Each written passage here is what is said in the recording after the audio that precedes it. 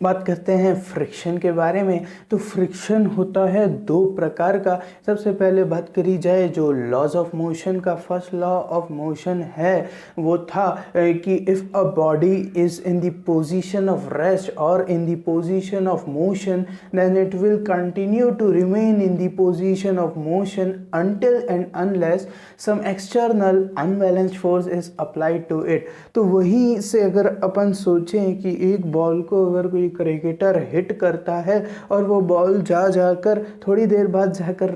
रुक जाती है, तो ऐसा क्यों हुआ, वो बॉल क्यों रुक गई? क्योंकि हमने तो उसको फोर्स लगाया था, हम उसको, वो बॉडी तो मोशन में थी, तो इसका मतलब वो रुक रही है। तो फर्स्ट लॉ ऑफ मोशन को यदि देखा जाए तो उसके ऊपर एक कहीं ना कहीं एक्सटर्नल अनबैलेंस्ड फोर्स लग रही होगी जिसके कारण वो उसका मोशन जो है वो रुक गया है। तो कोई एक अपोजिंग फोर्स है जो कि एक्सटर्नल फोर्स है जो इंटेंडेड मोशन को रोक रही है, वही यहाँ पर इस केस में फ्रिक्शन है। तो दोस्तों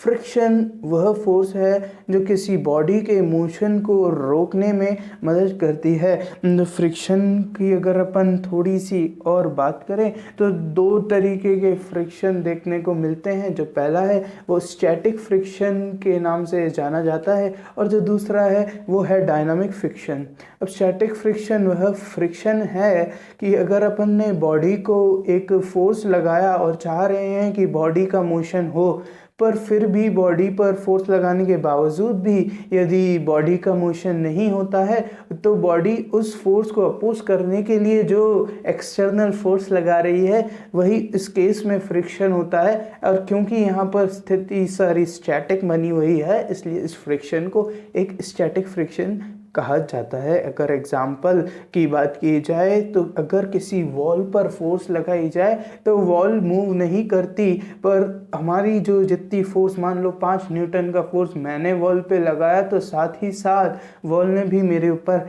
5 न्यूटन का फोर्स लगाया होगा, पर फिर भी वॉल का मोशन नहीं हो रहा है because the wall is applying a static friction.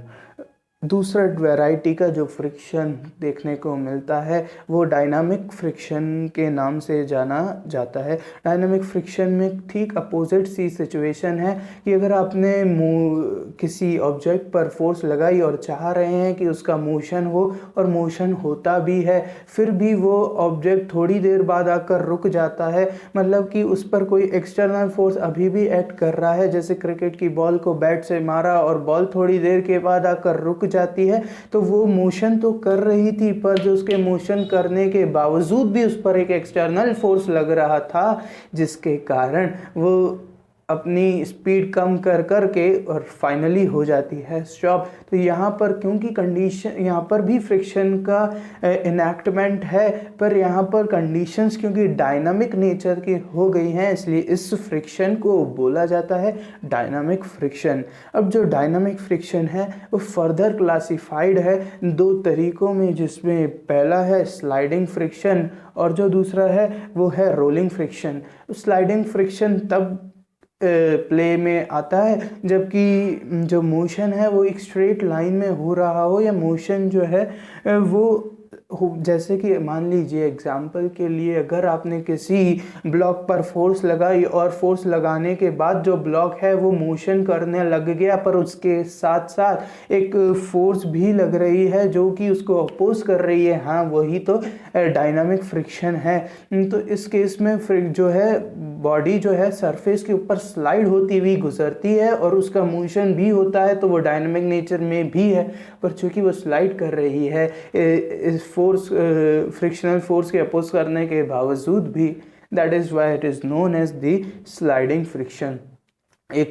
दूसरे वैरायटी का अगर फ्रिक्शन की बात की जाए तो जो दूसरा डायनामिक फ्रिक्शन का ही सब पार्ट है वो है रोलिंग फ्रिक्शन। जैसे कि मान लीजिए अगर आपने बॉल को वापस वही हिट किया और बॉल जो है वो रोल हो के जा रही थी, पर उसके ऊपर उसके रोलिंग मोशन होने के बावजूद भी एक फ्रिक्शन उस पर लग रहा था जो कि उसके मोशन को अपोज कर रहा था, वो एक एक्सटर्नल फोर्स था। अभी भी सिचुएशन डायनामिक नेचर की है, पर क्योंकि बॉल की हो रही है रोलिंग, तो उसके कारण जो मोशन है वो रोलिंग मोशन को अपोज करने वाला जो फ्रिक्शन यहाँ एक्ट करता है that is known as the rolling friction. इसका भी एग्जांपल अपन ने देख लिया। तो बस इतना ही होती है एक फ्रिक्शन की